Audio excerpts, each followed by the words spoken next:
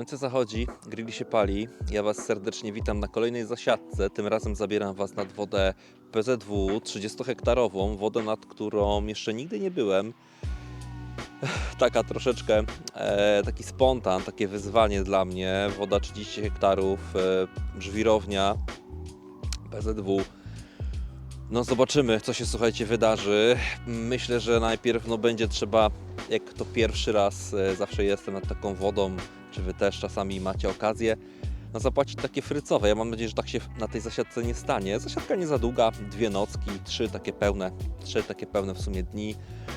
Pokażę Wam na tym filmie moją taktykę, jak będę łowił, jakich przyponów będę używał, jaki mam sposób nęcenia. Woda nie jest zbyt aktualnie jeszcze ciepła, ma 15,5 stopnia przy powierzchni, ale słuchajcie, ryba na moim stanowisku się pojawia. Ja mam nadzieję, że coś się naprawdę uda fajnego wyłuskać z tej wody, z tej pięknej naprawdę wody. Tak więc pozostaje mi nic innego, jak Was zaprosić. Jeśli film Wam się spodoba, zostawcie suba, łapkę w górę i lecimy już dalej z tematem. Słuchajcie, sądujemy sobie teraz. Tam mam telefon, mam podpiętego diperka. No i pływamy. Pokazuję tutaj dość sporo, ale tak sporo, ale niedużo, że tak powiem, zielska. Znalazłem już kilka takich dosyć obiecujących miejsc. Wcześniej jeszcze pływałem łódeczką, no ale chciałem jeszcze tutaj pontonem dokładnie przeczesać, zobaczyć, jak tutaj to wygląda. Wiadomo, tutaj akurat ponton, gdzie jestem, trzeba mieć ze względu na to, że ryba lubi zaparkować w jakimś zaczepie czy też zielsku, ale zobaczymy. Pływamy, sądujemy, potem będę stawiał markery, no i spróbujemy coś, słuchajcie, złowić. No pierwszy raz jestem na tej wodzie, więc przypuszczam, że jakieś frycowe będę musiał standardowo, wiecie jak to jest, zapłacić, ale mam nadzieję, że nie będzie najgorzej.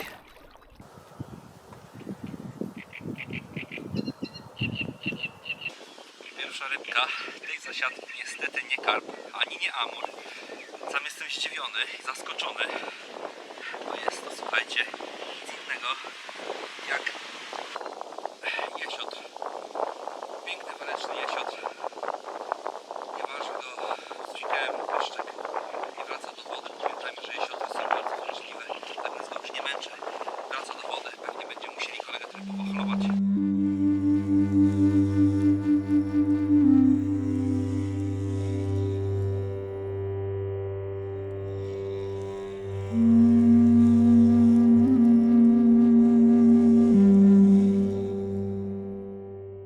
Mamy kolejny dzień, czas troszeczkę coś zmienić, dostosować swoje łowienie do panujących tutaj warunków. Jest troszeczkę zielska na dnie, ciężko znaleźć taki za pomocą echosondy jakiś taki czystszy placyk.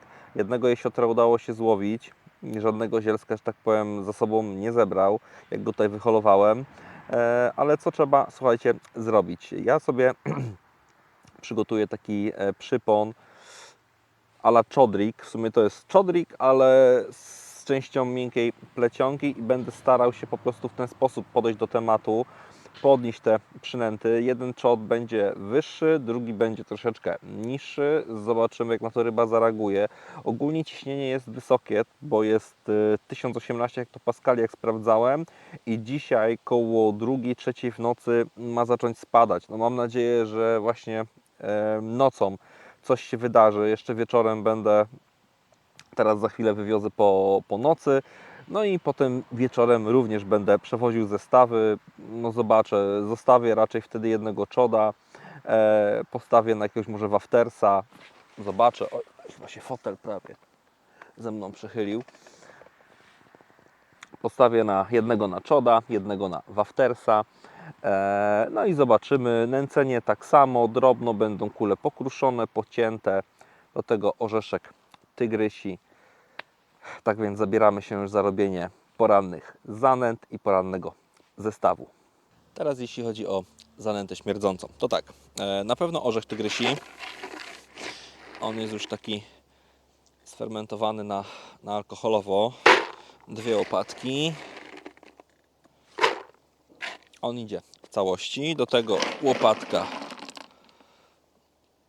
peletu. Tutaj jest pelet grubszy, pelet taki drobniejszy.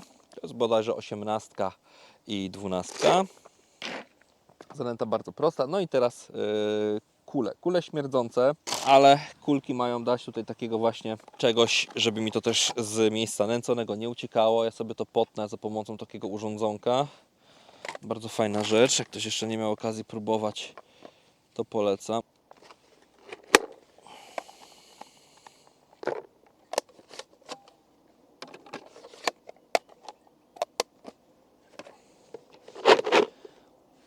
Taka ilość, jak widzicie, nie ma tego dużo, to pójdzie na zestaw.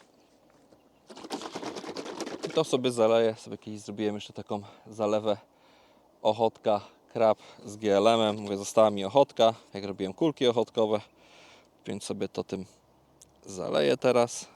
To jest dużo mielonej ochotki. Fajny temacik.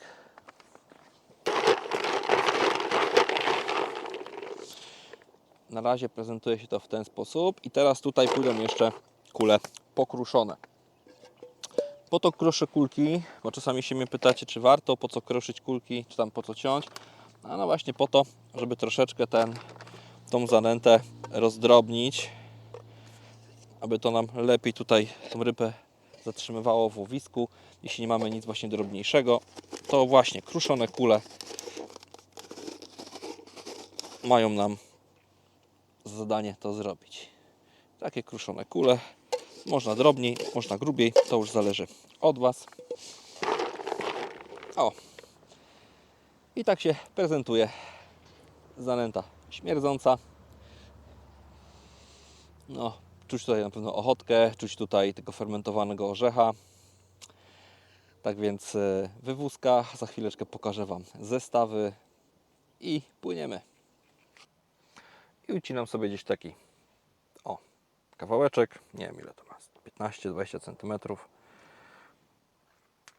Cyk, to też mogę odłożyć. I teraz wiążemy sobie nasz haczyk. Będziemy tutaj używać pętli D.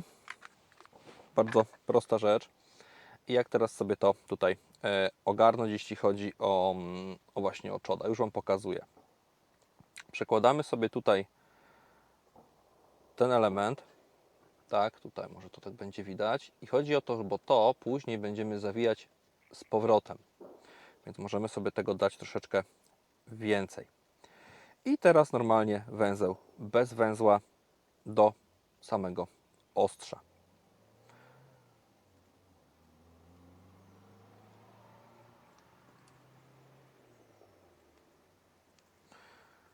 I to też przewijam na drugą stronę. Tak jakbyśmy normalnie, klasycznie węzeł bez węzła robili. Ok. Ok. Teraz wygląda to, widzicie, tak. I montuję sobie mój mikrokrętlik. Można wkrętkę, można oczko, pełna dowolność. Ja używam akurat mikrokrętlików.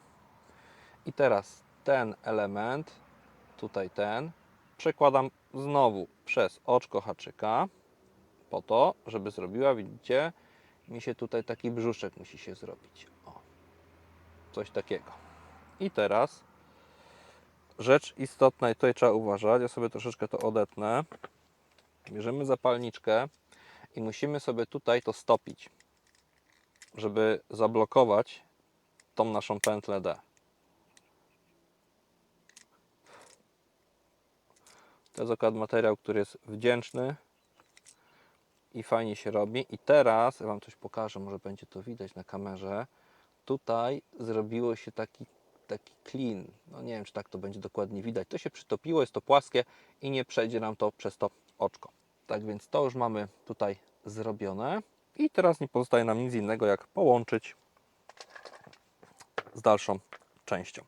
I teraz od nas tylko zależy, jakie to będzie długie. Mogę zrobić to takie długie, tak, takie jakie chcę. Nie ma problemu. Tak, to będzie, widzicie, to już jest w takim fajnym łuku. Więc ja bym chciał, żeby to było właśnie dłuższe i żeby mi ponad te zielsko wystawało. Więc mniej więcej taka odległość będzie mnie satysfakcjonować. Zobaczę, czy to, o, może coś takiego. Spróbuję sobie tutaj to zawiązać. Przekładamy. Lekko poślinić. I zaciągnąć. Gdzieś tutaj mam zaciskaczkę. Jak widzicie, no, to będzie dość takie długie, ale pop-up mi to na pewno podniesie. Mówię, zielska jest sporo. Będzie to wyglądało w ten mniej więcej sposób.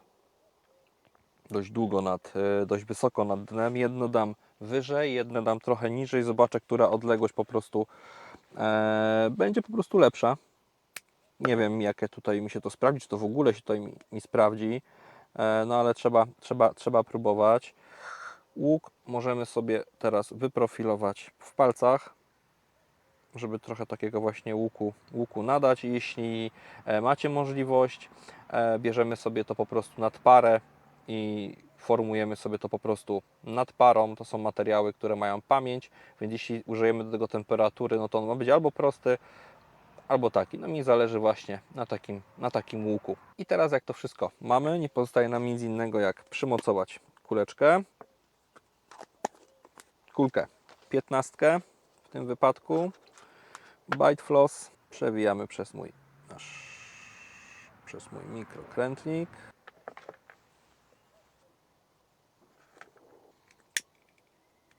I tak się, słuchajcie, prezentuje mój przypon. Za chwilę sprawdzę sobie go w wodzie, czy nie podnosi mi zestawu, czy nie będę tutaj musiał go lekko śruciną dociążyć. No i co, słuchajcie, drugiego robię za chwileczkę takiego samego, tylko troszkę krótszego. Będziemy szukać tej odległości. Fajny, lekki łuk. Mam nadzieję, że się to sprawdzi w tym zielsku. Trzeba kombinować. Ja, słuchajcie, jednak nie daję PV-ki, ponieważ im dałbym PV-kę, to by wcisnęło w to zielsko, a mi zależy, że jak będzie opadał ten zestaw, to ta kulka sobie tak osiądzie. Tak więc PV-ki nie będę jednak dawał, przemyślałem to i PV-ka się tutaj nie znajdzie.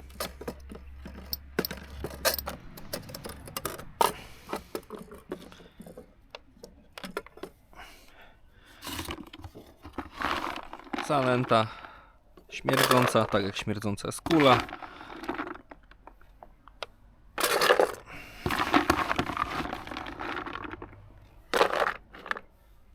Tyle starczy. No i słuchajcie, wywozimy.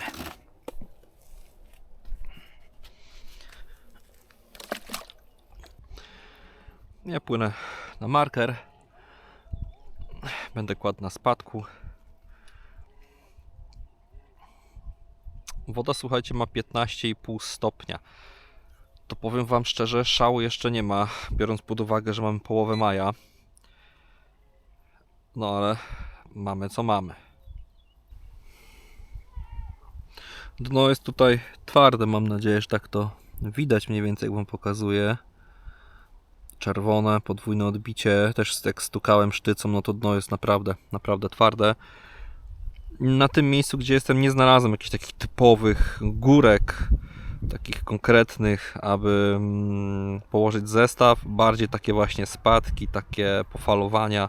To na tej wodzie tutaj, w tym miejscu, mówię, ja tej wody nie znam. Jestem pierwszy raz i to siadłem tutaj, tak więc ciężko mi się jakoś w ogóle szerzej wypowiadać, ale mniej więcej z tego miejsca miałem wczoraj akurat branie jesiotra. No mam nadzieję, że karpie też chętnie to miejsce odwiedzą. I teraz opcja na słodko. Co mamy w opcji na słodko? Już Wam pokazuję. Oczywiście orzech fermentowany, ale opcja na słodko będzie taką opcją bardzo drobną. Ja tego orzecha też się staram pomielić. Będą też słodkie kule. Tutaj jeszcze mamy kulę. A to Wam pokażę. Z którejś mojej produkcji. To są kulki takie bananowo-mleczne. Do tego też pokruszony, pocięty pójdzie Dreamcatcher, czyli też taka słodko-cytrusowa kulka. Oczywiście śmierdzący pelet. Tak, no pelecik jakiś wiadomo musi być. I to wszystko sobie zaleję. Tu akurat mam nie za dużo, nie chcę tego mocno zalewać. Tu mam akurat resztę CSL-a Amino. I sobie zaczynamy. No, ja sobie dam na pewno jedną łopateczkę orzecha. Resztę sobie postaram się tutaj przemielić. Zobaczymy, jak to pójdzie. Tak wygląda orzeszek. I takich kilka mniejszych łopatek ja sobie tutaj przemielę. Ok, orzech jest przemielony. Teraz sobie przemielimy słodkie kule. Ja te grubsze sobie przemielę, a te mniejsze potnę. Bo tu mam 20. Mówię, drobniutko. Nie ma co. Powiem Wam, że wiatr wieje w moją stronę. Rano wiał taki mroźny, teraz cieplejszy. No zobaczymy. Siedzę na nawietrznej. Mam nadzieję, że coś to tutaj da. Ja też chcę tą zanętę zrobić taką właśnie bardziej drobniejszą, bardziej sypką z tego względu, aby nie wpadało to w to zielsko, tylko się jakoś na tym osadzało. No zobaczymy. Mówię, jestem tutaj pierwszy raz. Uczę się tej wody. Więc, że tak powiem, no tak jak mówiłem, frycowe trzeba, słuchajcie, zapłacić. Teraz kule pocięte. Widoczne resztki murzynka pociętego. Wymieszam sobie to teraz. Pachnie słodziutko. Tak to wygląda. Więc wiecie co, ja do tego dam pelet, ale to będzie dosłownie tak, o, żeby tylko coś nam tutaj podsmużyło. Pelet mam w PV-kach i sobie to zaleję CSL-em. To już resztkę dam.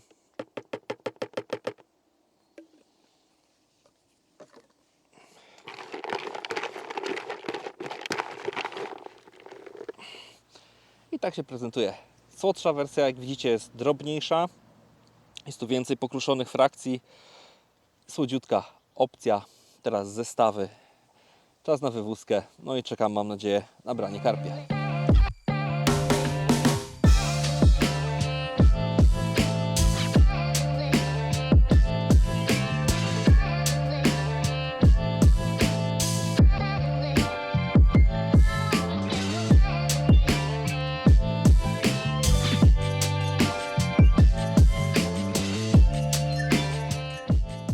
Za chwileczkę będę przewoził zestawy. Jeden postanowiłem przenieść koło takiego, że tak powiem, zwalonego krzaka. Tam są w wodzie zatopione takie gałęzie i tam będę chciał ten jeden z moich zestawów umieścić. Drugi zostawiam tam, gdzie miałem branie tego jesiotra, czyli na spadku. Czy jakieś zmiany? Tak. Jednego zostawiam na pop-upa, na tym chodrigu.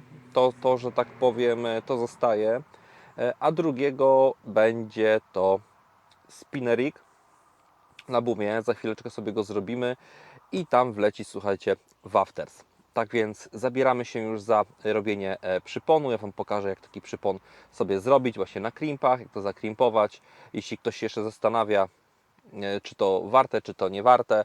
Powiem Wam tak, ja też do tego bardzo sceptycznie na początku podchodziłem, ale się okazało, że zupełnie niepotrzebnie. Zacząłem w tym roku na to łowić i powiem Wam, że naprawdę i do pop-upów, do tonących, mega uniwersalny przypon. Jak haczyk się tępi, wymieniamy tylko hak, cała reszta materiału zostaje. Tak więc zabieramy się za kręcenie naszego przyponu.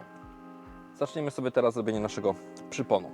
Jako przynęty ja sobie użyję, bo oczywiście można tutaj użyć czegokolwiek, tak? To jest bardzo uniwersalny przypon.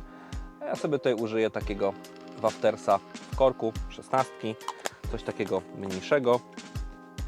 Co będziemy potrzebować? Oczywiście boom, tak? Jako ten sztywny materiał. Przydadzą się też krimpy, czyli te takie obtążki do tych tulejek. Same tulejki, no bez nich nie damy rady sobie tego zrobić. No, bite floss albo coś innego, może być to też wkrętka, ja używam akurat mikrokrętlika. I właśnie takiego mikrokrętlika też sobie tutaj użyjemy. Rurka termokurczliwa. No i stoper do mikrokrętlika. Ok, od czego sobie zaczynamy? Zaczynamy sobie oczywiście od odcięcia odpowiedniej długości naszego buma. Ja sobie robię trochę takie dłuższe te przypony. Ja to odcinam gdzieś mniej więcej na szerokość tacki. Ok. No i teraz musimy sobie to zaklimpować. Wyciągam sobie odpowiednią tulejkę. No i teraz chodzi o to, moment, że tak będzie to widać. Muszę tutaj w jedną stronę tego klimpa ułożyć. Tak, widzicie? I przełożyć drugą stroną. Zrobi nam się taka fajna, estetyczna pętelka. Coś takiego. I teraz, wiadomo, możemy sobie to tak, czy tę większą pętelkę, czy mniejszą. Ja sobie robię akurat coś takiego. I teraz ważna rzecz, należy to odpowiednio ścisnąć.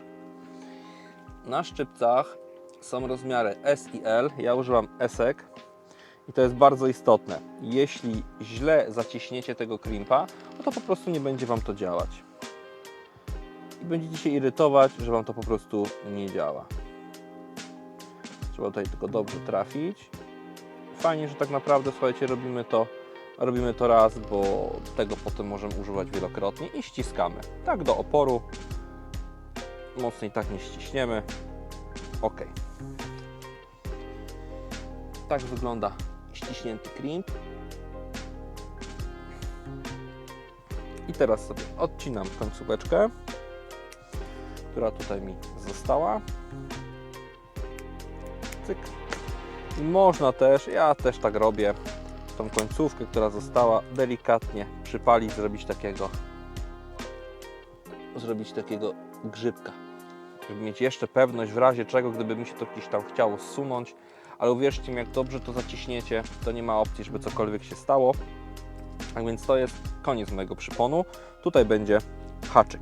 Oczywiście nie powiedziałem o najważniejszej w sumie rzeczy, o krętliku do szybkiej wymiany właśnie tego haczyka. O, coś takiego. Pewnie wiecie, o co chodzi. No i teraz wyciągamy haka. Jaki haczyk? Ja używam haków typu spinner. To jest taki troszeczkę bardziej wygięty curve shank. To są takie haki. Mega fajne. One chyba nawet zostały, z tego co kojarzę, stworzone właśnie do tego rodzaju przyponu. Możecie sobie tutaj zobaczyć, ja Wam tak pokażę, jak ten haczyk w ogóle może tak wygląda. On jest taki, może tak go Wam obrócę. To jest taki bardziej wygięty kursz, jak bym powiedział. Taki bardziej. Ok, teraz sobie odcinam kawałeczek rurki termokurczliwej. Nakładam na haczyk. I na hak nakładam ten mój krętlik. Jak już nam się go tutaj uda zainstalować, no to rurka termokurczliwa idzie w dół. I teraz możemy to zrobić nad parą. Ja specjalnie dla jednego przyponu nie będę czajnika odpalał. Możemy sobie poradzić zapalniczką, delikatnie tutaj to tak podgrzewając z daleka, uważając oczywiście, żeby tego nie przypalić. O, i mamy temat z głowy. Następnie co robimy dalej? No musimy, już dokończymy ten hak. Nakładamy mikrokrętlik, oczywiście tym większym oczkiem, no i blokujemy to stoperem. Już Wam pokazuję, jak to się będzie prezentować. Tutaj mamy już założone wszystko. No i teraz musimy zaklimpować drugą stronę. Plus tego rozwiązania niewątpliwie jest taki, że wymieniamy później jedynie sam haczyk, materiał, jeśli oczywiście nic mu się nie stanie, nie zostanie uszkodzony, etc., to nic z nim tak naprawdę nie musimy robić. I teraz przekładamy najpierw sobie tulejkę przez buma i przez nasz krętlik. No i zakładamy z powrotem przez tulejkę. Od nas tylko zależy, czy my tutaj będziemy chcieli zrobić oczko, czy będziemy chcieli tego krimpa dać do samego końca. Ja jednak wolę, aby tutaj takie lekkie oczko było, bo wtedy ten przypon będzie nam o wiele lepiej pracował. Tak więc zaciskamy sobie to. I jak już mamy to zaciśnięte, odcinam sobie końcóweczkę. No i tą mniejszą ja sobie lekko tak przypalam, mówię, robię takiego grzybka, że w razie czego naprawdę, no to wszystko będzie tutaj ok. Jak to już mam zaciśnięte wszystko, tak naprawdę nie zostaje mi, słuchajcie, nic innego, jak zamontować przynętę takiego mniejszego waftersa 16 mm. Jeszcze Big. On będzie, słuchajcie, tak fajnie tutaj nad tym wszystkim mi unosił. Mam nadzieję, że dzięki temu uda się coś, słuchajcie, po prostu złowić. Bardzo bym chciał, aczkolwiek no mówię, no nie zawsze jest nam dane, szczególnie na publicznych wodach, pojechać i wrócić z rybą, ale trzymajcie kciuki. Mam nadzieję, że uda mi się jeszcze coś pokazać Wam w tym filmie. I przypon, słuchajcie, jest. Przypon, słuchajcie, już jest gotowy. Działa on naprawdę zacnie. Zawsze się obróci. Świetnie tutaj pracuje ten przypon. Cyk. Za każdym, słuchajcie, razem jest obrót, jest zapięcie. Hak jest bardzo ostry, bardzo szybko się obraca. Kolejny zestaw, czyli nasz wafters. Kombinujemy. Może się coś uda złowić. Cyk. Jeśli chodzi o zanętę, którą przed chwilą namotałem, to słuchajcie, jest po prostu orzech tygrysi, pocięte kuleczki na pół, kuleczki peletowe, które kiedyś robiłem, i pelet. I to zostało zalane.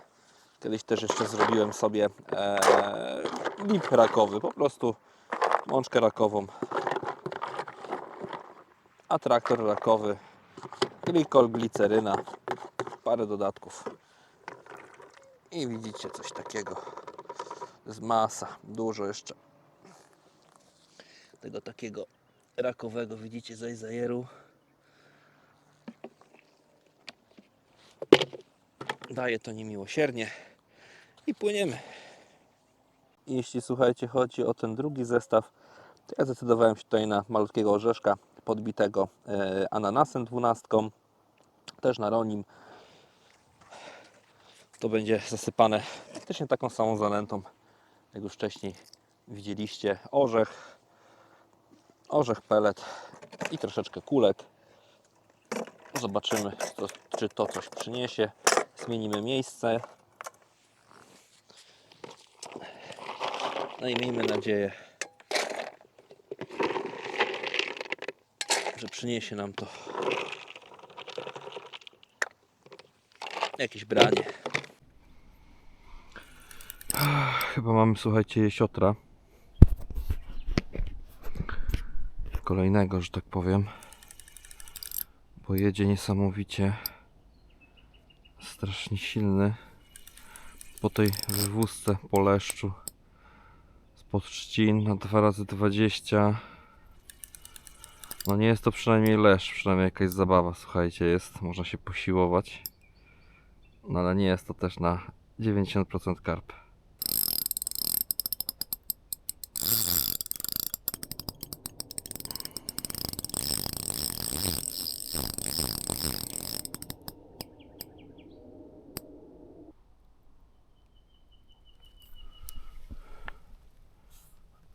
Oho, słuchajcie, mamy, ciekawą rzecz. Mamy dwa zestawy tego jesiotra. Oj, no to ciekawie będzie. Zobaczymy, co tam masz, kolego. Na pewno widziałem, masz żółtego pop-upa w pysku. No, to będzie ciekawe, słuchajcie. Więc komuś się chyba już zerwał. Oho, okej. A więc to, słuchajcie, jest tutaj na malinie. Już chyba wiem, czemu tak ciężko ta ryba szła. No to czekamy teraz naprawa, ale to nie zmienia faktu, że normalnie ma jeszcze zestaw, a to nie jest moja żyłka. A tu jest plecionka. Dobra, bierzemy go na matę i ogarniamy ten bajzel. Dobra, udało się. Taki zestaw wyciągnąłem. O, teraz dopiero szedł z klipsa. O, ktoś próbował łowić na bałwanka. Ale ja, słuchajcie, nie złowiłem tej ryby chyba. Ona po prostu chyba wpłynęła mi w zestaw. Ja ją holowałem z całym, słuchajcie, kurde, dobytkiem. Nie będę jej męczył, bo tu jest jakiś dramat. Wypuszczamy go. Widzicie, jaki jest piękny, zmęczony po walce. Teraz pewnie czeka nas standardowo wachlowanie, więc mówię, nie będziemy go bardziej męczyć. Jesiotr. Ale mówię, wprysku nie miał mojego zestawu. Mój musiał ściągnąć chyba przy okazji. Stąd też taka strasznie ciężka walka. Wypuszczamy go, oczywiście wachlowanko standardowo. I wywozimy ten zestaw. Tym razem mam nadzieję, że ryba skusi się na mój zestaw, a nie, że tylko przez przypadek. O, na szczęście popłynął. Obyło się bez resuscytacji. Kolega postanowił jednak odpłynąć. Pięknie i majestatycznie. Ja, słuchajcie, właśnie wyholowałem kolejny raz leszcze. To takie naprawdę konkrety, takie 3-4 kilo, takie wiecie, już potarle. Zdecydowałem się na zestaw pod tytułem Spokojna noc. Z 2x20 Shrimp to Hell oraz 24 podbita pojedynczym orzechem Commander. Mam nadzieję, że no trochę, słuchajcie, grubo, no ale jak mam biegać do leszczy, to jest bez sensu. Karp sobie z tym bez problemu w ogóle poradzi, a no mam nadzieję, że leszcza to trochę odstraszy. Teraz jak będę wywoził, no to słuchajcie, 2 garści kulek, nie wiem, garść, 2 garści kulek jednego, drugiego rodzaju, łopatka orzecha i tyle. Peletu nie daję, bo chyba po prostu zrobiłem sobie te leszcze. Nie wiedziałem, że tu jest taki duży leszcz. Teraz już wiem. No ale jak to jest zawsze. Za pierwszym razem trzeba te frycowe zapłacić. No i słuchajcie, wywózka po jesiotrze. Tak samo. Trochę orzecha. I kule.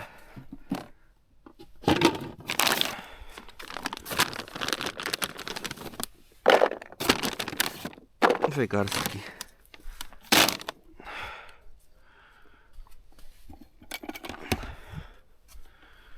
Mam nadzieję, że już takich niespodzianek mieć dzisiaj nie będę. Ale to wiecie jak jest. Pewnym być nigdy nie można. No i cóż, słuchajcie, wędki w nocy, niestety jeśli chodzi o karpia, no to milczały. W nocy 3 leszcze i 1, że tak powiem, przyłowiony jesiotr. Nic więcej nie udało się złowić. W sumie złowiłem no to tego jesiotra pierwszego dnia. Szkoda, żaden karpiszon nie postanowił zjawić się u mnie na macie. Nic straconego, na pewno tutaj jeszcze nie raz zawitam. Pierwszy raz nad tą wodą. Wyciągnąłem wnioski. Zobaczymy, co będzie dalej. Postaram się może jakąś jeszcze większą ilość informacji o tej wodzie zebrać. Ja Wam bardzo dziękuję za obejrzenie filmu. Jeśli Wam się spodobał, klasycznie zostawcie suba, łapkę w górę i widzimy się w kolejnych produkcjach. Trzymajcie się i do zobaczenia nad wodą.